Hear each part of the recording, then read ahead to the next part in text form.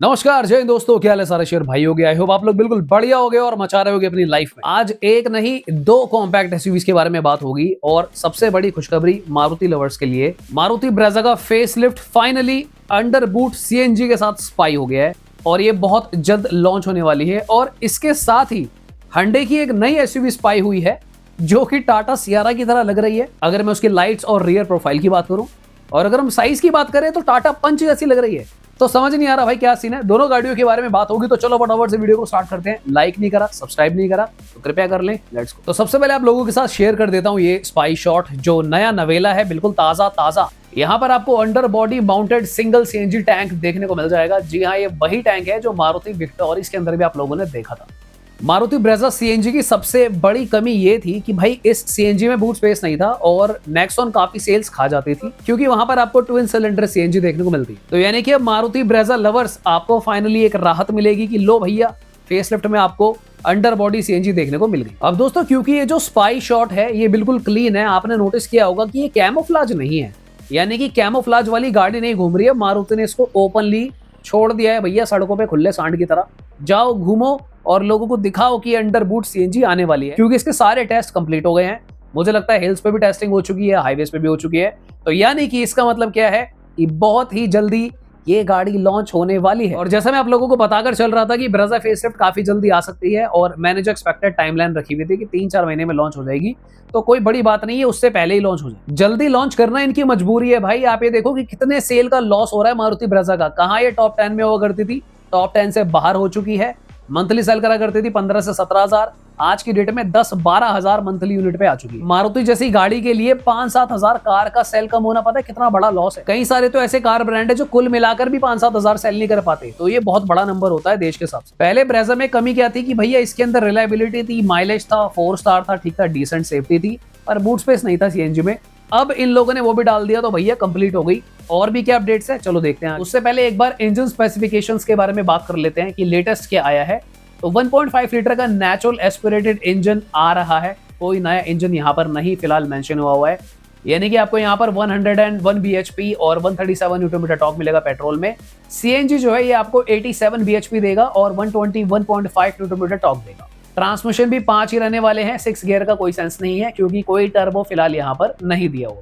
Report के accordingly इसमें जो 9 इंचेस का इंफोटेनमेंट आता था उसको बढ़ाकर अब 10.1 इंचेस का इंफोटेनमेंट कर दिया, यानी कि लमसम 1 इंच बढ़ा दिया। वेंटिलेटेड सीट्स हो सकता है अब हायर वेरिएंट्स में ब्रेजा के आ जाएं। और अगर हम बात करें एक्सटीरियर की तो कुछ मेजर चेंज वहां पे देखने को नहीं मिलेंगे। यानी कि अगर हम कार की ओवरऑल प्रोफाइल की बात करें तो कनेक्टेड टेल लाइट्स शायद ब्रेजा में आ जाए, और जो कार की स्टाइलिंग है जिसकी वजह से ब्रेजा बिकती है, जो एसयूवी स्टैंस है, मस्कुलैरिटी है, उस लुक्स में कोई भी चेंज मारुति ब्रेजा नहीं करने वाली। क्योंकि ऑब्वियसली ये जो स्पाई शॉट आया है, अगर ये कंफर्म है तो आपको दिख ही रहा होगा कि कोई मेजर चेंज मुझे तो यहाँ पे नजर नहीं आ रहा।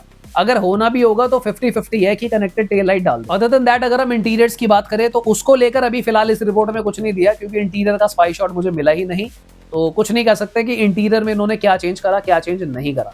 और एक बुरी खबर दोस्तों ये है ब्रेजा लवर्स के लिए कि जो अंडर बूट सीएनजी अब आ रहा है, अंडर बॉडी सीएनजी, इसकी वजह से जिस तरीके से आपको विक्टोरिस में भी स्पेयर व्हील नहीं मिलता, तो इस बार स्पेयर व्हील आपको नहीं मिलेगा। अब हालांकि देखो, टायर खरीद सकते हो आप, 4-5 हजार रुपए का मिल जाएगा आपको, पर फिर भी कहीं ना कहीं थोड़ा सा ये सेटिस्फाइंग नहीं लगता, तो ये चीज थोड़ी सी अनफेयर है।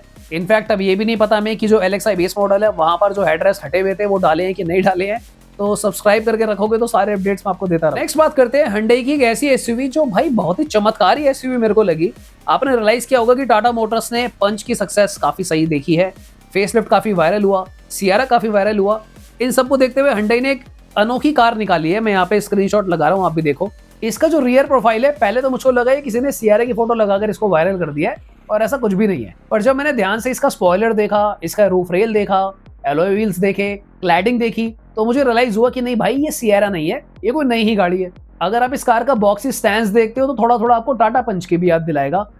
और मैं अगर आपको सही बताऊं कि मुझे पीछे से देखकर जो इसका विड्थ है और जो एक काइंड ऑफ इसका ओवरऑल स्ट्रक्चर है गाड़ी का, एक महिंद्रा की KUV 100 कार आती थी, मुझे तो उसकी याद आ गई।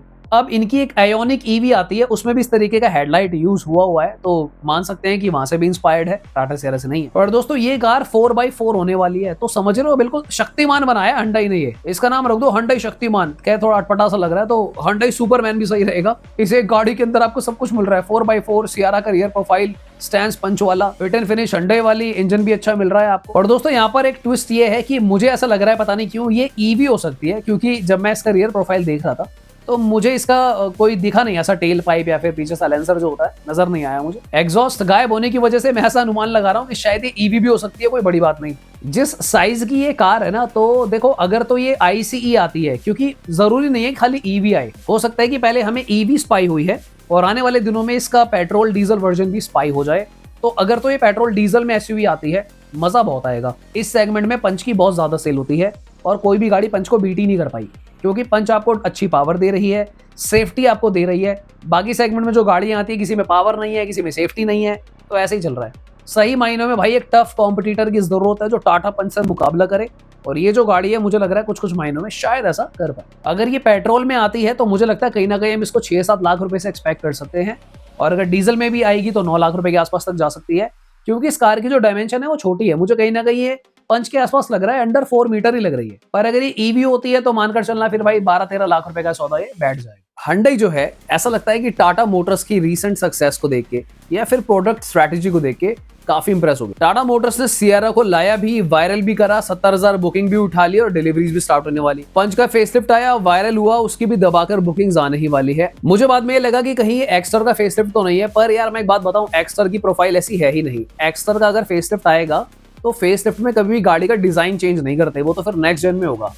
तो ये Hyundai एक्स्टर भी नहीं है, ये एक न्यू SUV है। जो मुझे समझ में आ रहा है कि ये टाटा पंच का हिसाब किताब बनेगा, या फिर देयर इज अ पॉसिबिलिटी कि Hyundai वेन्यू के साथ साथ एक कॉम्पैक्ट SUV और निकाल दे।